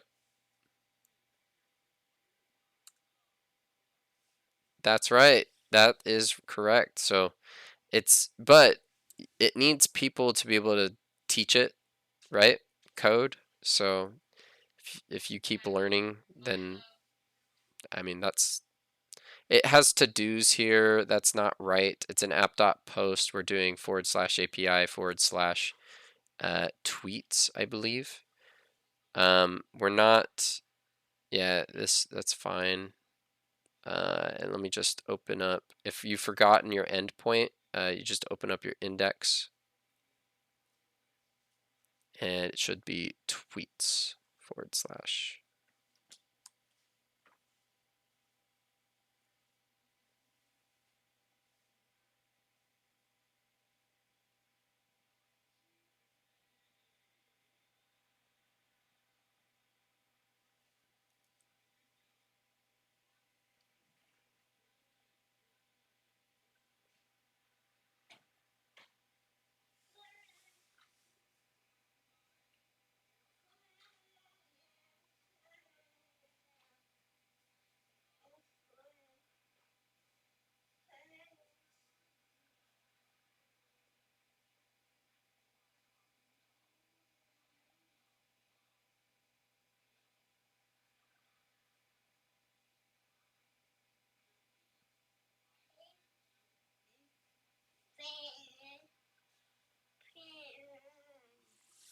Thanks, bud.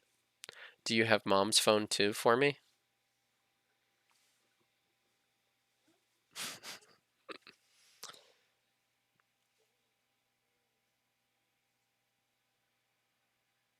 All right, let me know when you guys are here.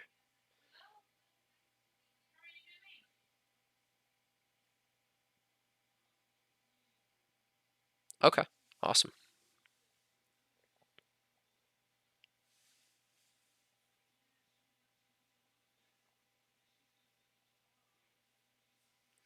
All right, so what's happening now is when we click the button, we are going to hit the send point, and we are going to send back on the body this info, right? What this really is saying is we're going to create a, this isn't correct currently because we need it to say tweet as we see here in the body. So we need tweet to have text, right?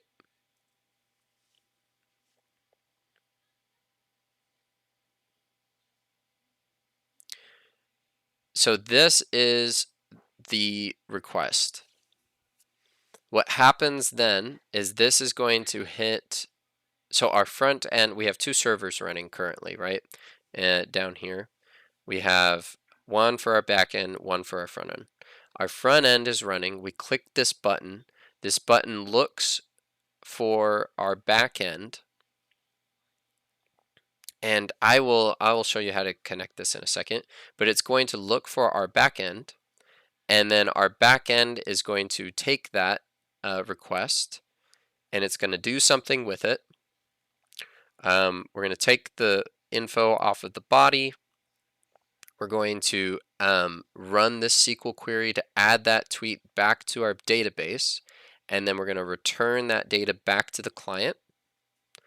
And then, then, we're going to take that response from the backend, and we're going to console log it. And if there's any errors, we will catch them here.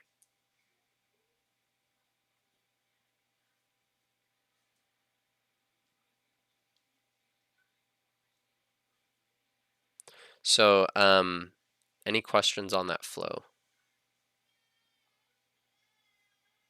Awesome. Well, let's, I'm going to have, yeah, so instead of doing that, I'm going to have you guys do a proxy. So you can just do it like this. So if you put in right here,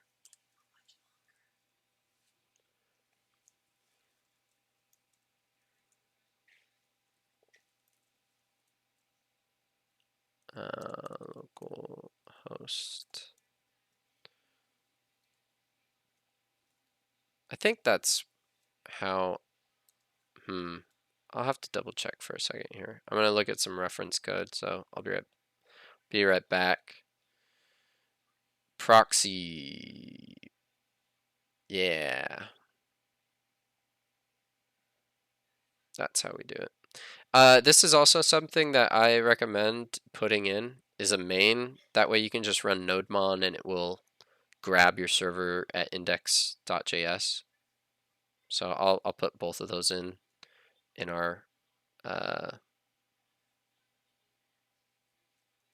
thing here. Except this is 4545 for me.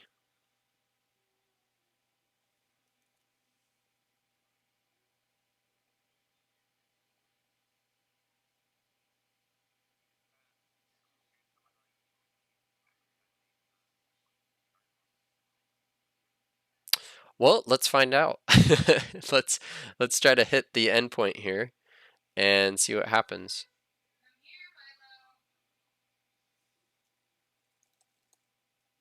And save. And failed. Status code 404. Yeah, I can try it. Let's see. I'm gonna open up my other one here. Yep. Let's.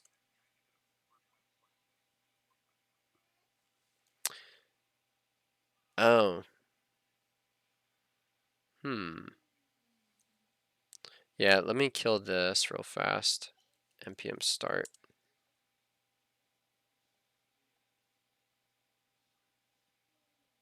Something is running on 4545.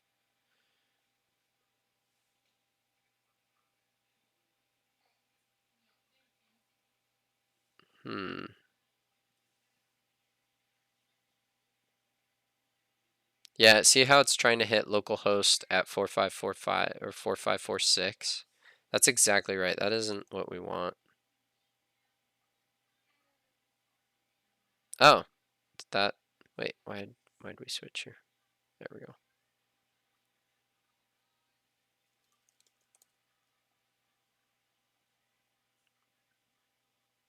Okay, I'm probably not connected anymore. Oh, it's still connected.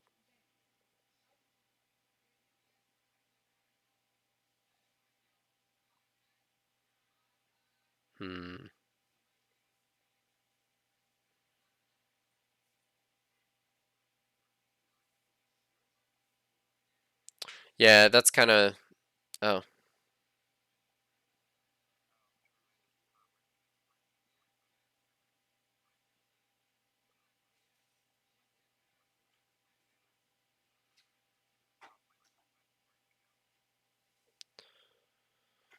Oh, what are your problems?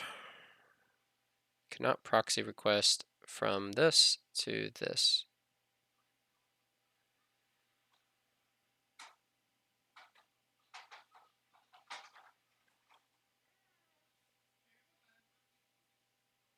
Let me,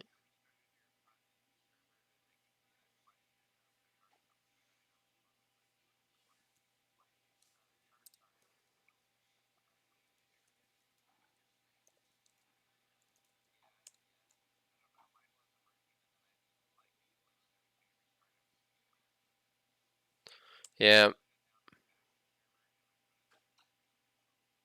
I'm gonna try that right now. I think,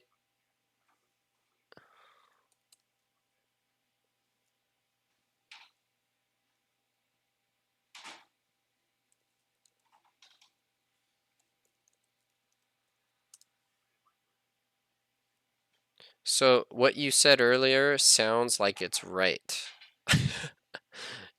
Yeah, it sounds, and then you should just be able to run Nodemon now, like that. Now, if you have that main. All right, so your guys's are working. You can save tweets. And mine, that's so funny. Mine isn't. Or maybe mine is just super slow. I think so, yeah. Oops. Let me get rid of these 3 tabs here. Yeah, I believe it's still giving me an error. Well, maybe not. Let's see, that's our back end. That's our front end. Could be that my computer is being really slow right now.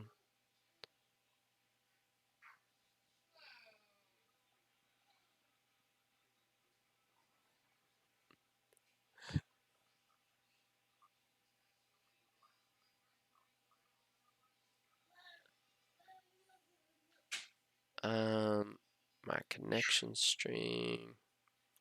Yeah, I think mine might be communicating back there, but I think it's my computer's being extremely slow. That's so funny. All right.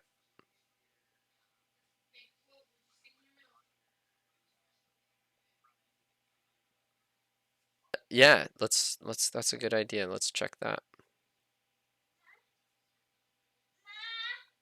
Maybe I'm not even, oh, let me get rid of this responsive.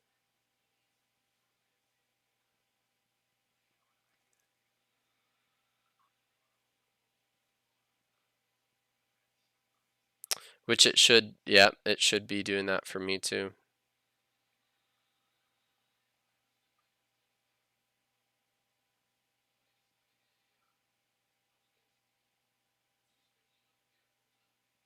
Interesting.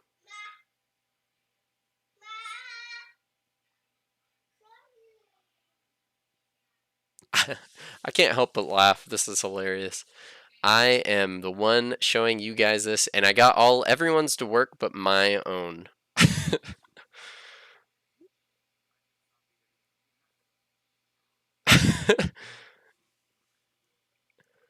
Yeah, I'm not exactly sure. My computer is being rather slow. Um,